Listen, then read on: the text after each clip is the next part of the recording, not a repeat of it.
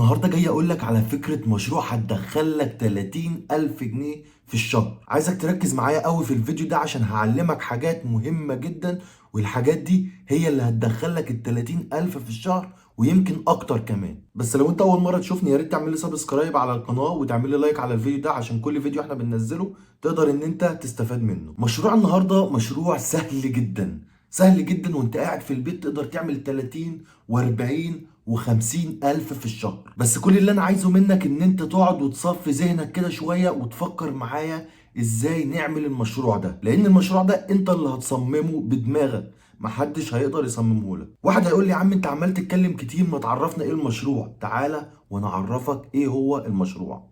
أول حاجة، البتاع اللي أنتوا شايفين إن أنا ماسكها دي ملهاش اي لازمه في الفيديو. انا كل اللي انا كنت بعمله في الفيديو ان انا بعمل حاجه اسمها هوك. واحد هيطلع يقول لي انت بتضحك علينا، يعني ايه هوك يا عم وايه اللي انت بتعمله ده؟ يعني احنا بنحسب ان انت ماسك البتاعه دي علشان هتورينا حاجه او هتورينا مشروع، لكن انا عايز اقول لك البتاعه دي مهمتها كبيره جدا في الفيديو، ودي هي فكره حلقتنا النهارده. طيب ايه هو المشروع يا عم هشام؟ المشروع هو قناتك على اليوتيوب. واحد هيقول لي انا بعمل محتوى كويس جدا، بقدم محتويات كويسه جدا، لكن ما بتجيبش مشاهدات. ما انا عايز اقول لك انت ليه ما بتجيبش مشاهدات. اول حاجه لازم تعرفها، انا ليه الفيديوهات بتاعتي ما بتجيبش مشاهدات. ايوه انت بتتعب على المحتوى، بتعمل مونتاج، بتصور بكواليتي حلو، لكن ما فيش مشاهدات. 300 مشاهده، 400 مشاهده. فانا يا عم هشام عايز اعرف ليه الفيديوهات بتاعتي ما بتجيبش مشاهدات. بالمختصر كده السريع، علشان انت ما بتعملش حاجه اسمها هوك. الهوك ده بيكون اول 10 ثواني في الفيديو. زي بالظبط انا لما طلعت دلوقتي مسكت البتاعه دي وقلت احنا في مشروع كويس جدا هيكسبك 30,000 في الشهر. انت اول حاجه عينك جت على ايه؟ على البتاعه دي في اول ثانيه في الفيديو. فانت اولا عايز تعرف ايه ده، فهو ده الهوك. شدتك ان انت عايز تعرف ايه البتاع اللي انا ماسكها دي، وايه هو المشروع اللي هيتعمل بالصابونه وشويه مسامير.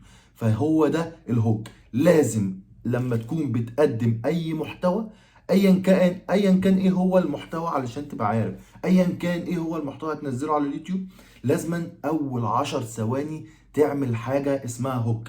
تعمل حاجه تخطف نظر المشاهد علشان يقدر ان هو يكمل معاك الفيديو. فانا النهارده طالع اعلمك حاجه في اليوتيوب تخليك تعدي ارقام كويسه جدا، اللي هي الهوك. يعني ايه هوك؟ يعني مثلا ترمي كلمه في الاول كده تشد المشاهد ان هو يكمل معاك الفيديو، لكن مش اول ما تفتح الفيديو تتكلم في الموضوع ومشاريع، لا، لازم تشد المشاهد. الهوك ده هيوصلك لمشاهدات عاليه، الهوك ده هيوصلك لتفعيل الربح على اليوتيوب في اسرع وقت ممكن. في فيديو واحد تعدي شروط اليوتيوب وتبدا ان انت تبقى من منشئين المحتوى وتعمل فيديوهات بعد كده وتقدر ان انت تربح منها. طيب ارباح اليوتيوب هتكون في الشهر 30,000 يا عم هشام. بص مش هقدر اقول لك بالظبط رقم محدد لان هي بتختلف من شخص لاخر، بس عايز اقول لك ان في ناس ممكن تدخل 200,000 في الشهر.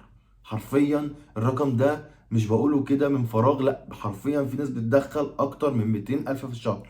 ودي هتعتمد عليك انت وتعتمد على الهوكات بتاعتك وازاي تبدأ الفيديو.